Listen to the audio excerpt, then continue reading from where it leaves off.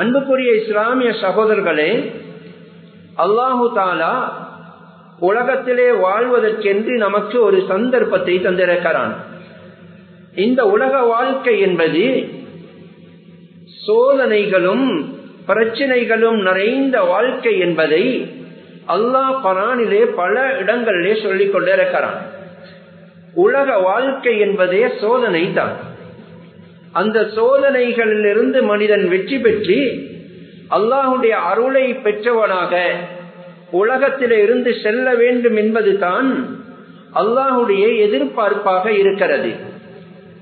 சோதனைகள் எந்த அளவுக்கு என்றால் எல்லா விடயங்களிலும் வாழ்க்கையிலே சோதனைகளாகவே அமைகின்றன.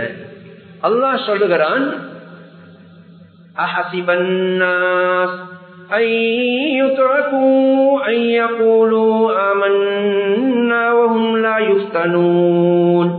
மனிதர்கள் நினைத்துக் கொண்டிருக்கிறார்களா, நாவினால் நாம் நல்லவர்கள், நாம் ஈமான் கொண்டவர்கள், நாம் மூமீன்கள் என்று சொல்லிவிட்டால் அவர்களை அப்படியே விட்டு விடுவோம், அவர்களை சோதிக்க மாட்டோம் என நினைத்துக் கொண்டிருக்கிறார்களா?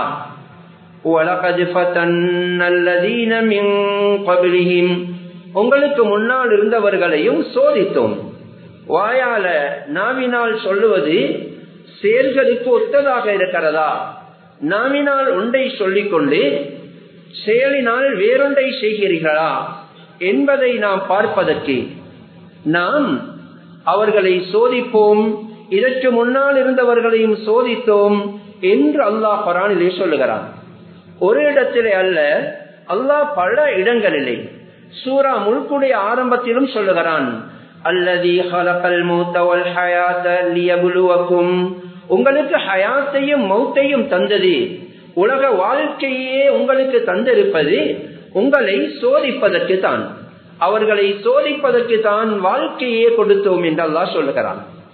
ஒவ்வொரு இஸ்லாமியர்களும் சூரா கஹ்ஃபை வெள்ளிக்கிழமையிலே ஓதுவதை ஷரியத் சுன்னத்தாக ஆக்கியிருக்கிறது. சூரா கஹ்ஃபுடைய ஆரம்பத்திலும் அல்லாஹ் சொல்லுகிறான், இன்னா ஜஅல்னா மா அலல் அர்தி ஸீனத்தல் லஹா லினப்லுவஹும், உலகத்திலே பூமியிலே இருக்கக்கூடிய எல்லா பொருட்களையும் உலகத்தை அலங்கரிப்பதற்காக படைத்து வைத்திருக்கிறோம், இவைகளுக்கு மத்தியிலே அவர்களை நாம் சோதிப்போம் என்று சொல்லுகிறார். அதே போன்றுதான் ஒவ்வொரு வெள்ளிக்கிழமை ஃபஜ்ர் தொழுகையிலும் சூரத்து தஹரை ஓதுவதை ரசூல் ஸல்லல்லாஹு அலைஹி வஸல்லம் சுன்னத்தாக்கினார்கள். இந்த சூராவுடைய ஆரம்பத்திலும் அல்லாஹ் சொல்லுகிறான், இன்னா கலக்னல் இன்சான மின் நுத்ஃபத்தின் அம்ஷாஜ் நப்தலி, மனிதர்களை நாம் ஆண் பெண்களுடைய கலப்பிலே இருந்து படைத்திருக்கிறோம், அவர்களை சோதிப்போம். இவ்வாறு ஓரிடத்திலே அல்ல பல இடங்களில் உலமாக்கள் சொல்லுகிறார்கள், குர்ஆனிலே 30 இடங்களுக்கும் அதிகமான இடங்களில் உங்களை சோதிப்போம் என்று அல்லாஹ் சொல்லுகிறான். ஒவ்வொரு வாழ்க்கையும் சோதனை தான். வனபிலுக்கும் பிஷ்ஷர்ரி வல் கைரி ஃபித்னா, நலவுகளை கொண்டும் சோதிப்போம், கெடுதிகளை கொண்டும் சோதிப்போம் என்று அல்லாஹ் சொல்லுகிறான். ஒவ்வொன்றும் சோதனையாக. இவைகள் அனைத்திலும் அல்லாஹ் ரசூல் ஸல்லல்லாஹு அலைஹி வஸல்லம் சொன்னார்கள், இந்த உம்மத் ஒவ்வொரு உலகத்திலே வாழ்ந்த எல்லா உம்மத்தினர்களையும் ஒவ்வொரு பொருட்களை கொண்டு அல்லாஹ் சோதித்தான். லிகுல்லி உம்மத்தின் ஃபித்னா வ ஃபித்னத்து உம்மத்தி அல் மால், ஒவ்வொரு சமூகத்துக்கும் அல்லாஹ் ஒவ்வொரு சோதனை பொருட்களை வைத்திருந்தான். இந்த உம்மத்துடைய சோதனை பொருள் செல்வம், இந்த உம்மத்துடைய சோதனை பொருள் பணம் என்று ரசூல் ஸல்லல்லாஹு அலைஹி வஸல்லம் அவர்கள் கூறினார்கள். ஏனையவைகள் சோதனையாக இருந்தாலும் அல்லாஹ் குர்ஆனிலே சொல்லுகிறான், இன்னமா அம்வாலுக்கும் வ அவுலாதுக்கும் ஃபித்னா, உங்களுடைய சொத்து செல்வங்கள், உங்களுடைய பெண் குழந்தைகள், பிள்ளை குட்டிகள் அனைத்தும் சோதனையாகத்தான் இருக்கிறது. ஒவ்வொன்றுமே சோதனையாக இருந்தாலும் ரசூல் ஸல்லல்லாஹு அலைஹி வஸல்லம் அவர்கள் செல்வத்தை கோடிட்டு காட்டினார்கள். பணம் என்பது இந்த உம்மத்துடைய சோதனை பொருள் என்று கூறினார்கள். அன்புக்குரிய இஸ்லாமிய சகோதரர்களே, அல்லாஹு தஆலா சிலருக்கு பணத்தை கொடுத்து சோதிக்கிறான், மற்றும் சிலருக்கு பணத்தை கொடுக்காமல் வறுமையை கொண்டு சோதிக்கிறான். இரண்டுமே சோதனையாகத்தான் இருக்கிறது. வறுமையிலே மனிதன் நிதானம் இழந்து விட்டான் என்றால் ரசூல் ஸல்லல்லாஹு அலைஹி வஸல்லம் சொன்னார்கள், அது அவனை குஃப்ரிலேயே கொண்டு போய் சேர்த்துவிடும். காதல் ஃபக்ரு ஐயகூன குஃப்ரா, சில சந்தர்ப்பங்களில் வறுமை அவனை குஃப்ரிலே கொண்டு போய் சேர்க்கும். அதே போன்றுதான் செல்வம் என்பதும், மனிதன் கட்டுக்கடங்காமல் செல்வத்துக்கு அடிமையாகி விட்டான் என்றால் அது அவனுடைய நாசத்துக்கும் அழிவுக்குமே காரணமாகும் என்பதை அல்லாஹ் குர்ஆனிலே மிக தெளிவாக சொல்லுகிறான். அல்லாஹு தஆலா குர்ஆனிலே சொல்லும் பொழுது, وَإِذَا أَرَدْنَا أَن نُّهْلِكَ قَرْيَةً أَمَرْنَا مُتْرَفِيهَا فَفَسَقُوا فِيهَا فَحَقَّ عَلَيْهَا الْقَوْلُ فَدَمَّرْنَاهَا تَدْمِيرًا. அல்லாஹ் சொல்லுகிறான், ஒரு சமூகத்தை நாம் அழிக்க நினைத்தால் அதிலே செல்வந்தர்களை நாம் தூண்டி விடுவோம். அவர்கள் கட்டுக்கடங்காமல் பாவத்திலே அழிச்சாட்சியத்திலே மூழ்கி விடுவார்கள். அதற்கு பின்னால் நாம் அவர்களை அழித்து விடுவோம், பிடித்து விடுவோம் என்று சொல்லுகிறான். எனவே வறுமையும் மனிதனை சோதனைக்காக, செல்வத்தையும் அல்லாஹு தஆலா மனித சமூகத்துக்கு சோதனையாகவே ஆக்கி வைத்திருக்கிறான். எல்லா நிலைமையிலும் அல்லாஹ்வை அறிந்து அல்லாஹ்வை சந்தோஷப்படுத்துபவர்கள் தான் புத்திசாலிகள் என்பதை நாம் உணர வேண்டும். மாற்றமாக இந்த செல்வம் என்பது மனிதனுடைய அந்தஸ்தை காட்டுவதற்குரிய ஒரு பொருள் அல்ல. மனிதன் நினைத்து கொண்டிருக்கிறான், பணம் கிடைத்தால் மரியாதை கிடைக்கும், பணம் கிடைப்பது அல்லாஹ்வுடைய இரக்கம், அல்லாஹ் கண்ணியப்படுத்த நினைத்தால் செல்வத்தை தருவான் என்று மனிதன் நினைக்கிறான் என்று அல்லாஹ் குர்ஆனிலே சொல்லுகிறான். அல்லாஹு தஆலா சொல்லும் பொழுது, ஃபஅம்மல் இன்சானு இதா மப்தலாஹு ரப்புஹு ஃபஅக்ரமஹு வனஅமா ஃபயகூலு ரப்பி அக்ரமன். மனிதன் அல்லாஹ் அவனை சோதிப்பதற்காக செல்வத்தை கொடுத்து பணத்தை கொடுத்தால் அவன் சொல்லுகிறான், என்னுடைய ரப்பு என்னை கண்ணியப்படுத்தி விட்டான், எனக்கு செல்வத்தை தந்து விட்டான் என்று அவன் சொல்லுகிறான்.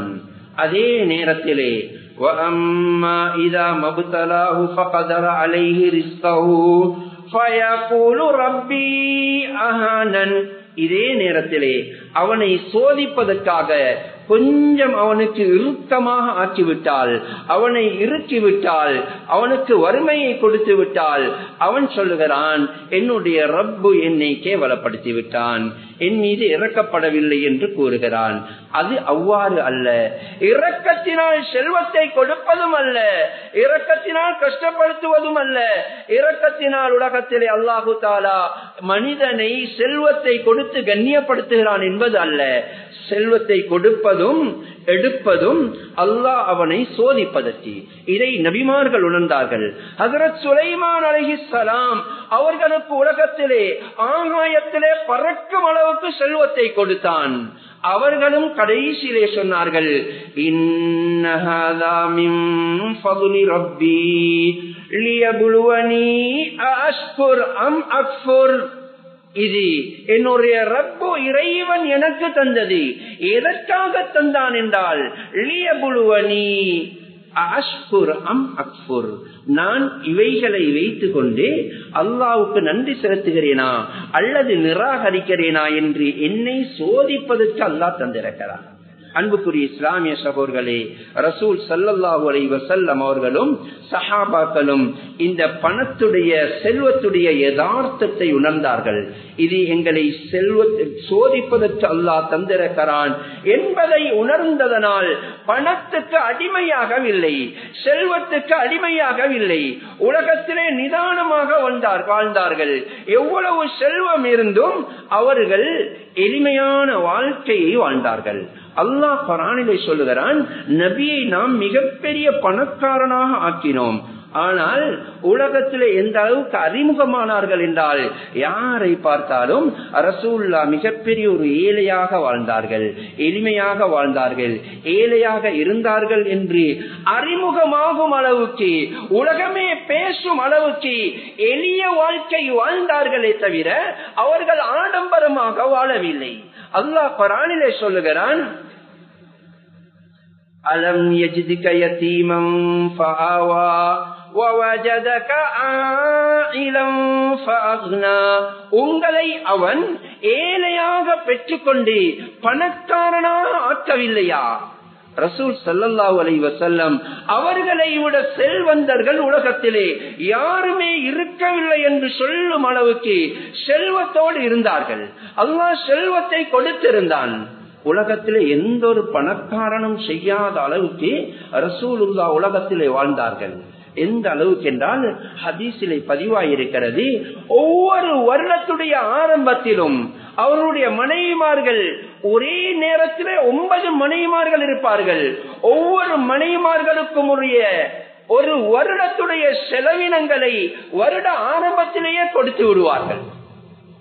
எந்த அளவுக்கு என்றால் ஒவ்வொரு மனைவிமார்களுக்கும் 20 சா தானியம் கோதுமைகளை கொடுப்பார்கள். 20 சாய் என்பது சுமார் 750 கிலோகிராம்களை கொண்ட அளவுக்கு ஒவ்வொரு மனைவிமார்களுக்கும் ஒரு வருடத்துடைய ஆரம்பத்திலேயே கொடுத்து விடுவார்கள். இது தானியம் மாத்திரம். அதே நேரத்திலே பேரித்தம்பழம் அதனுடைய 4 மடங்கு, சுமார் ஒவ்வொரு மனைவிமார்களுக்கும் 3000 கிலோ அளவுக்கு ஒரு வருடத்துக்கு பேரித்தம்பழத்தை கொடுப்பார்கள். ஆனால் மனைவிமார்களும் எடுத்து பதுக்கி வைத்து அதை வாழ மாட்டார்கள். மாற்றமாக ஒரு கையால் எடுத்து விட்டால் அடுத்த கரத்தினால் அதை கொடுத்து விடுவார்கள். ரசூலுல்லாஹ்வை சஹாபாக்கள் வர்ணிக்கும் பொழுது எந்த அளவுக்கு என்றால் கான அஜ்வதன் நாஸ், முழு மனித சமுதாயத்திலும் மிகப்பெரிய கொடை வள்ளலாக வாழ்ந்தார்கள் என்று தான் சஹாபாக்கள் ரசூலுல்லாஹ்வை வர்ணிக்கிறார்கள்.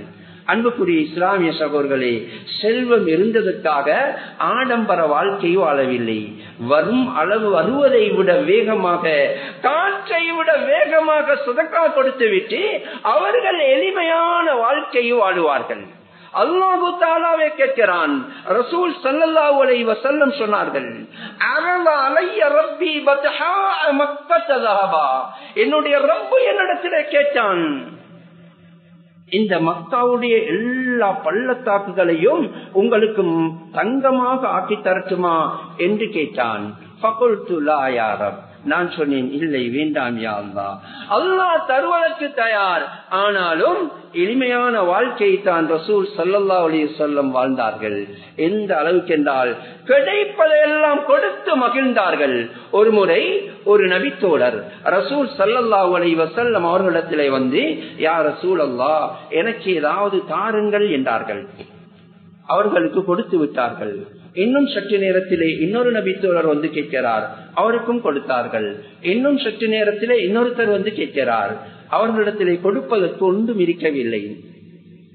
ரசூல் ஸல்லல்லாஹு அலைஹி வஸல்லம் சொன்னார்கள், சகோதரரே, யாரிடத்திலாவது கடனாக எடுங்கள், எனக்கு கிடைத்ததன் பின்னால் அந்த கடனை நானே அடைத்து விடுகிறேன் என்று கூறிய பொழுது பக்கத்தில் இருந்த உமர் ரலியல்லாஹு தஆலா அன்ஹு ரசூல் ஸல்லல்லாஹு அலைஹி வஸல்லம் அவர்களை பார்த்து கேட்டார்கள், யா ரசூலல்லாஹ், சுயில்த ஃபஅதைத ثم சுயில்த ஃபஅதைத ثم சுயில்த ஃபவஅத.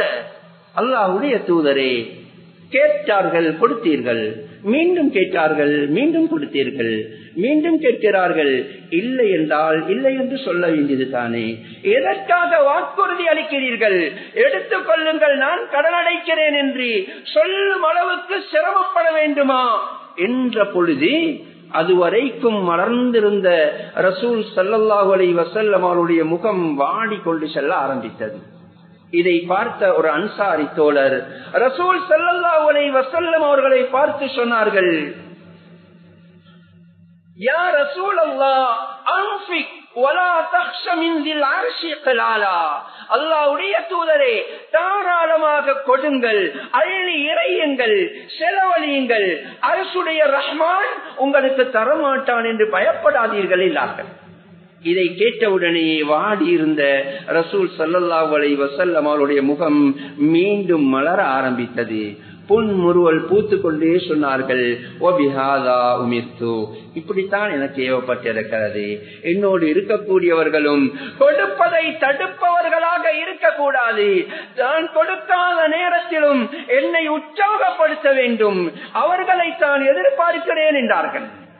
அன்புக்குரிய இஸ்லாமிய சகோதரர்களே, ரசூல் ஸல்லல்லாஹு அலைஹி வஸல்லம் கொடுப்பதிலே வல்லராக இருந்தார்கள். ரசூலுல்லாஹுடைய கொடையை பார்த்து எத்தனையோ மக்கள் இஸ்லாத்துக்குள்ளே நுழைந்தார்கள் என்ற வரலாறை பார்க்கிறோம். அன்புக்குரிய இஸ்லாமிய சகோதரர்களே, பேச்சாற்றலினால் மாத்திரமல்ல, எழுத்துக்களினால் மாத்திரமல்ல, ரசூல் ஸல்லல்லாஹு அலைஹி வஸல்லம் பண்பினால் மற்றவர்களுடைய உள்ளங்களை வென்று கொண்டார்கள். எந்த அளவுக்கு என்றால், ஸஃப்வான் இப்னு உமையா இஸ்லாத்துக்கு மிகப்பெரிய எதிரியாக இருந்து கொண்டிருந்தார்கள். இஸ்லாத்துடைய ஃபத்ஹு மக்கா, மக்காவுடைய வெற்றியின் பொழுது அவரும் ரசூல் ஸல்லல்லாஹு அலைஹி வஸல்லம் அவர்களிடத்திலே வந்து, அல்லாஹ்வுடைய தூதரே, நான் இஸ்லாத்தை ஏற்றுக்கொள்ள வேண்டுமாக இருந்தால் எனக்கு 2 மாசம் அவகாசம் தர வேண்டும். உங்களோடு இருந்து நான் இஸ்லாத்தை பார்க்க வேண்டும். எனக்கு அது கவர்ச்சியாக இருந்தால், என்னை கவர்ந்து கொண்டால் இஸ்லாத்தை ஏற்றுக்கொள்வேன், இல்லை என்றால் முடியாது என்றார்கள். இதை கேட்ட ரசூல் ஸல்லல்லாஹு அலைஹி வஸல்லம், ஆதைதுக அர்பஅன், 2 மாதம் அல்ல 4 மாதங்கள் தருகிறேன், என்னோடு இருந்து இஸ்லாத்தை கவனிக்கலாம் என்றார்கள். அன்புக்குரிய இஸ்லாமிய சகோதரர்களே, இந்த வாக்குறுதி அளித்து 1 மாதத்திலேயே ஹுனைன் யுத்தத்திற்கு அழைப்பு விடுக்கப்பட்டது. எல்லாரும் தயாராகிக் கொண்டிருக்கிறார்கள். அப்பொழுது ரசூல் ஸல்லல்லாஹு அலைஹி வஸல்லம் யுத்தத்துக்கு செல்வதற்கு ஆயுதம் போதாது. அந்த நேரத்தில் ஸஃப்வான் இப்னு உமையா மிகப்பெரிய ஆயுத வியாபாரியாக இருந்தார். அவர்களிடத்திலே உங்களுடைய ஆயுதத்தை தர முடியுமா என்று கேட்ட பொழுது அவர் கேட்டார், என்னிடத்தில் இருந்து பறித்தெடுக்க போகிறீர்களா என்று கேட்ட பொழுது, இல்லை, ஆரியத்துன் மதுமூனா, நான் இரவலாக கேட்கிறேன், யுத்தம் முடிந்துவிட்டு வந்து தருவேன், அதற்கு நான் பொறுப்பு என்று கூறிய பொழுது தருகிறேன் என்று கூறிவிட்டு நானும் உங்களோடு யுத்தத்துக்கு வருவேன் என்றார்கள். யுத்தம் செய்ய மாட்டார்கள், ஆயுதத்தை பாதுகாக்க வருகிறார். என்ன நடக்கிறது என்பதை அன்புக்குரிய இஸ்லாமிய சகோதரர்களே, யுத்தம் முடிந்தது. அந்த யுத்தத்திலே இஸ்லாமியர்களுக்கு அல்லாஹ் பெரிய வெற்றியை கொடுத்தான். அதிகமான கனீமத் பொருட்கள் கிடைத்தது. யுத்தம் முடிந்ததன் பின்னால் என்ன நடந்தது என்பதை ரசூல் ஸல்லல்லாஹு அலைஹி வஸல்லம் பார்த்து கொண்டு வருகிறார்கள். அதிகமான கனிமத்து பொருட்கள். பின்னால் ஸஃப்வான் இப்னு உமையாவும் இருக்கிறார். ஓரிடத்திலே சென்று பார்த்தால் அதிகமான ஆடுகள். எந்த அளவுக்கு என்றால் சுமார் 4000 ஆடுகள் அந்த பகுதியை அதிர்ந்து கொண்டிருக்கிறது.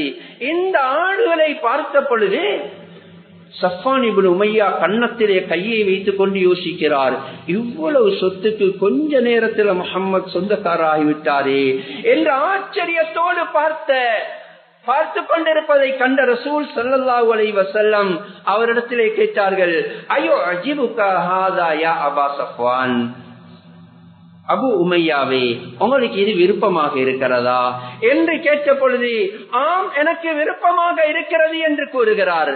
அன்புக்குரிய இஸ்லாமிய சகோதரர்களே, என்னுடைய சகோதரர்கள் இருக்கிறார்கள், தோழர்கள் இருக்கிறார்கள், கஷ்டவாளிகள் இருக்கிறார்கள். அவர்களுக்கும் கொடுக்க வேண்டும் என்று யோசிக்கவில்லை. உடனேயே ரசூல் ஸல்லல்லாஹு அலைஹி வஸல்லம் சொன்னார்கள், ஹுவ லக வ மா ஃபீஹா, ஸஃப்வானே, இந்த இடமும் உனக்கு, இந்த இடத்தில் உள்ள எல்லா ஆடுகளும் உனக்கு என்றார்கள். ஆட்டை மாத்திரம் கொடுத்தால் ஆடுகளை வைக்க இடமில்லாமல் தடுமாறுவார்.